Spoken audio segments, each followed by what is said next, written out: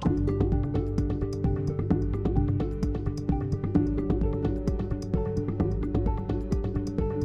would now like to ask Mark Underwood to deliver the valedictorian address.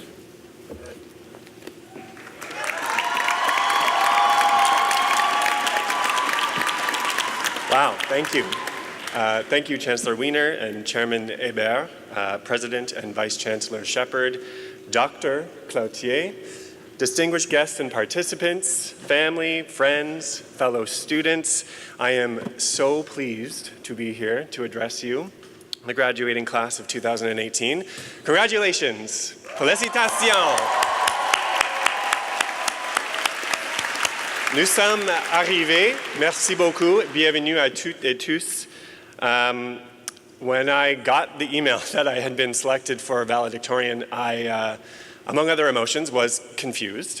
I didn't really know what it meant, and so I did what I usually do when I don't know what something means, and I Googled it. So I learned that the valedictorian kind of recaps what we have experienced here as Concordians, and then offers words of inspiration and passion for our next steps.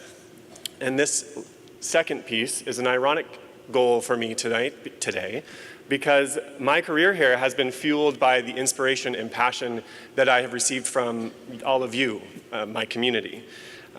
Concordians have a reputation for their creativity, their innovation, and a very strong sense of activism. And without all of the students who have come through these doors, Concordia would not be the vibrant and welcoming community that it is. And this is no less true as I look out upon all of you, the graduating class of 2018. While we have all come from different places and experienced the world in myriad ways, we all have quite a few things in common. First, a common thirst for excellence, which got us here with these gowns on, ready to take the next step of our lives. We have experienced similar things like the challenges of holding a full-time job and a full course load, those long nights and those subsequent very early mornings, impossible word counts, and those group projects which inevitably tested the boundaries of our patience. We have sacrificed times with those we care about, and in order to come to where we are, they have been there for us. And I think that I can speak on behalf of all of the graduates here as I say a profound thank you to those, our loved ones, our friends and family, however they may be defined for you, for being there in our time of need. So let's give them a round of applause.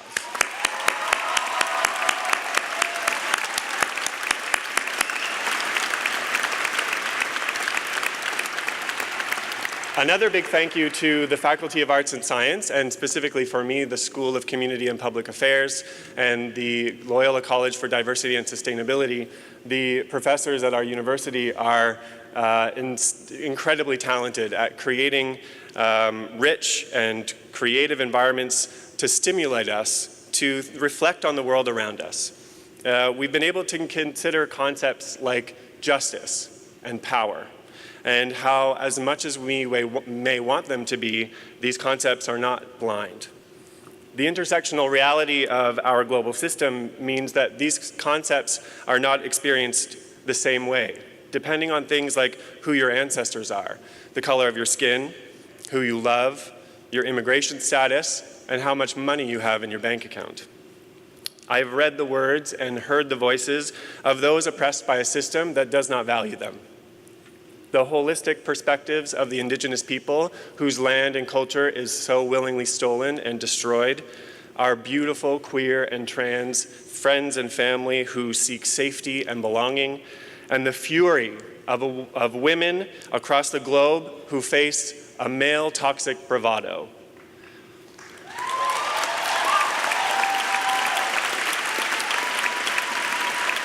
Throughout our career here, indeed, the destructive nature of our society has been put on display. And those who suffer the consequences of this unsustainability have said no more. It is up to us to listen and to join them. We are part of a global citizenship, which means that we must all go beyond our own perspectives and reflect deeply on what it means to exist together, en commune. We must come together as communities and speak truth to power in the name of a collective well-being and a concept of wealth that extends beyond the increase of riches for a few, and one that embraces care, love, and acceptance. The change required will not come easily. I don't think anyone thinks it will. We all have a responsibility to reconcile how we interact with each other, how we interact with the earth, and then critically decide to be better. There will be times of discomfort. I won't lie to you about that either. But when we come together with empathy and we help one another, that discomfort will be overshadowed by beauty and abundance. Those with power will have you believe that the responsibility to change is on individuals alone. But we know that our global unsustainability is a symptom of a siloed system that is predicated on constant growth and competition. As these paradigms begin to shift, inspired Concordians have proven their readiness with rejuvenating and creative pathways toward a sustainable future. We've seen the incredible power of innovation on our own campus as students have led the charge for institutional change. We are demanding and creating policy change and action plans for sustainability. We are demanding justice for sexual violence and divestment from a destructive fossil fuel industry. We have diverted literally tons of waste. We are auditing curriculum, we're creating cooperative businesses, we're developing cutting-edge popular education campaigns, and that is a very short list of the amazing things I've seen from all of you, Concordians. Staff and faculty have begun to join us to stand up to the status quo, and together we are creating our own sustainable and just realities. In ancient Greece, victorious athletes were presented with wreaths of laurel, and these signified their successes. These wreaths were, and they still are, signs of great achievement. That is, unless the drive for greatness withers and those laurels are rested upon. As you leave this auditorium and you reflect on your hard work and accomplishments, don't forget to continue pushing yourself and continue pushing your community further towards greatness. Concordia has an opportunity to build on the beautiful work that we've done to move our community further towards sustainability. We must continue to boldly lead and commit to changes, even when those changes feel uncomfortable. I have had the absolute pleasure to work with visionaries here at Concordia, students, administrators, and faculty. And we all understand the need for continued momentum. And even in the face of a decreasing appetite for sustainability, I'm hopeful and excited about a future Concordia which pushes the boundaries to teach and practice principles of ecological health, social justice, and economic equality. What I've learned here at Concordia is that being part of a next generation is more than these diplomas we just received. It's about more than getting a job that pays a bunch of money, and it's more than a few extra technical skills you might learn in a workshop. The next generation requires empathy and a genuine desire to understand and work alongside our other. As stewards of this next generation, I hope that you'll take the following 3 pillars with you. We must change. We are all in this together, and it's all about relationships.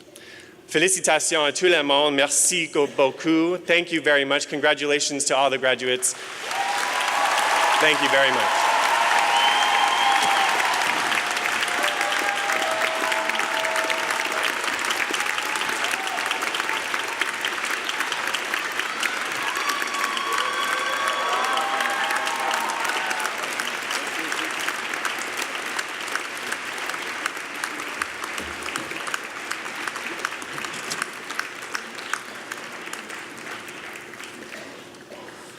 Mark, thank you very much for your remarks and your thoughtful comments.